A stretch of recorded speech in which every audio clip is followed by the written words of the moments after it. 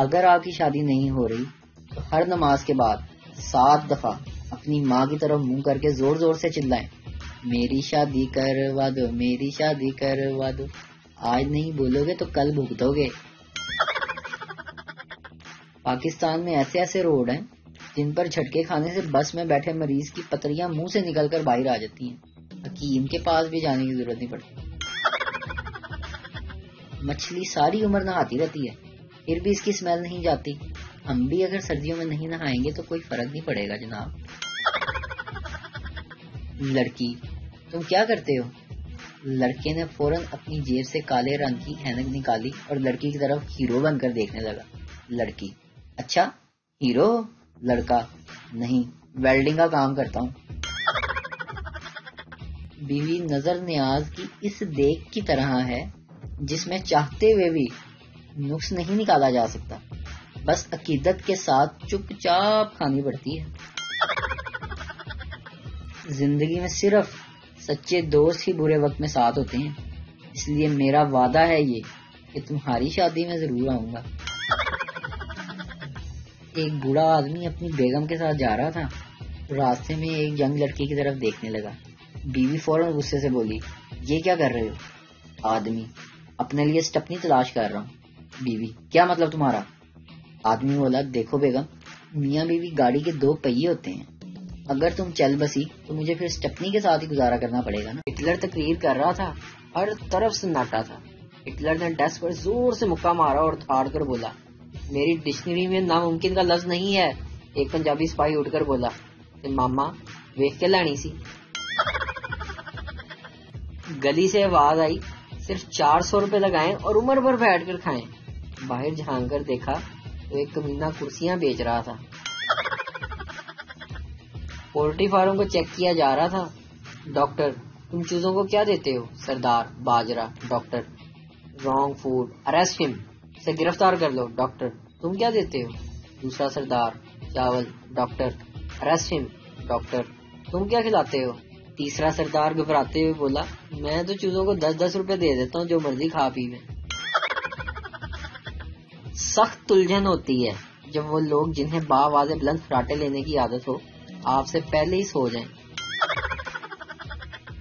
میں پچھلے 1 گھنٹے سے کمرے سے آوازیں لگا رہا تھا، بیگم پانی پلاؤ، بیگم پانی پلاؤ۔ وہ تو اماں کی جتی ٹنڈ پہ پڑی تو یاد آیا میری تو شادی نہیں ہوئی۔ ویلنٹائن ڈے سے 2 دن پہلے وکیل صاحب ایک گفٹ شاپ میں گئے۔ انہوں نے 40 خوبصورت کارڈز خریدے اور سب پر انہوں نے بھیجنے والی کی جگہ لکھا، ہیلو جان، پہچانا؟ شام کو ملو، آئی لو یو۔ دکاندار، یہ کیا معاملہ ہے؟ وکیل، گزشتہ ویلنٹائن ڈے پر آس پاس کی کالونی میں ایسے ہی 20 کارڈ بھیجے تھے، کچھ دن میں 4 طلاق کے کیس مل گئے تھے، اس بار 40 بھیج رہا ہوں، اپنا دھندا بھی تو چلانا ہے نا یار۔ عجیب ہی دنیا ہے، خواتین دوسری خواتین کی شکایتیں کرتی نہیں تھکتی، جبکہ مرد دوسری خواتین کی تعریفیں کرتے نہیں تھکتے۔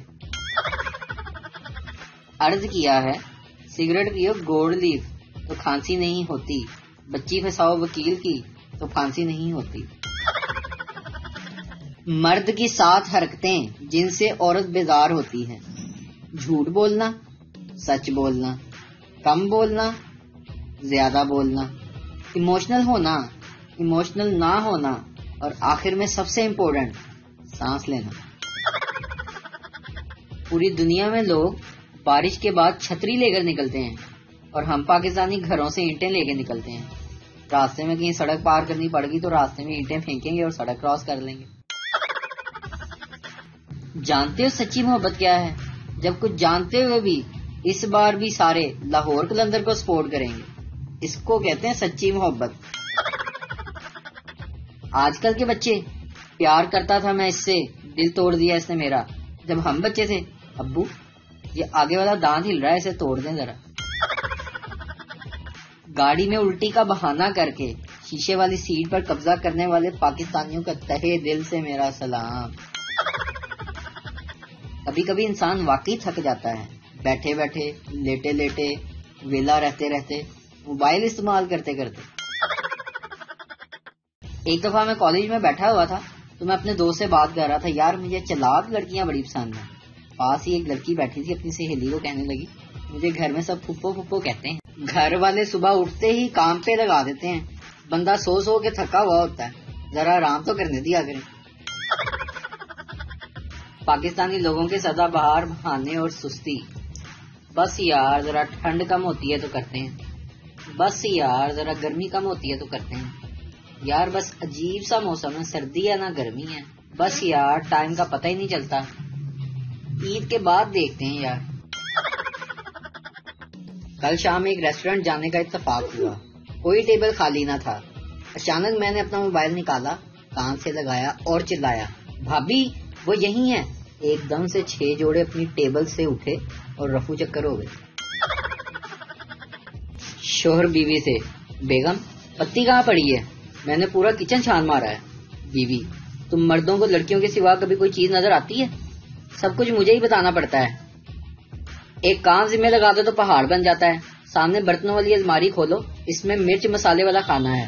اس کھانے میں بسکٹوں والا ڈبہ دیکھو جس پر نمک لکھا ہوا ہے, بس اسی میں پتی پڑی ہے.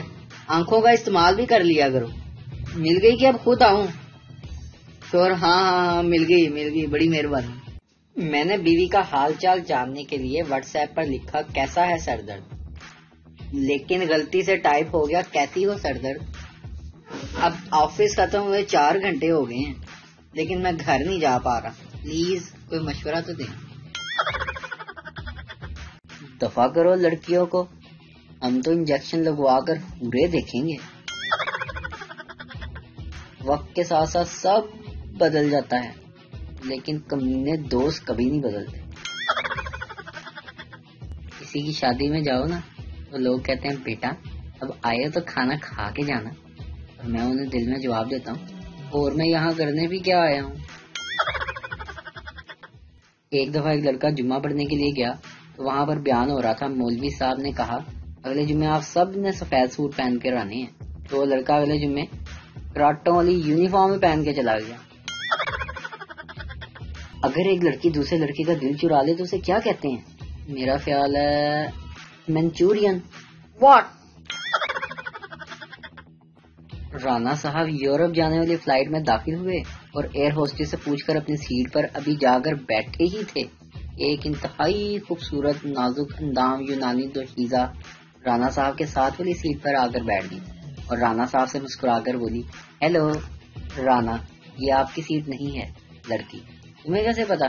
رانا, میں سیال کوٹ کا رانا ہوں اور مجھے اپنے نصیب کا پتا ہے باجی. ایک شیخ دوسرے شیخ کے گھر مہمان بن کر چلا گیا.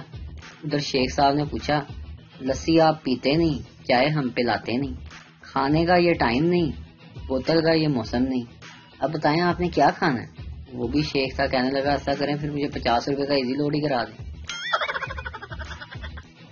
ویڈیو دیکھنے کا شکریہ. لائک کیجیے ہمارا پیج NTV اردو, اور ویڈیو پسند آئے اسے ضرور شیئر کیجیے.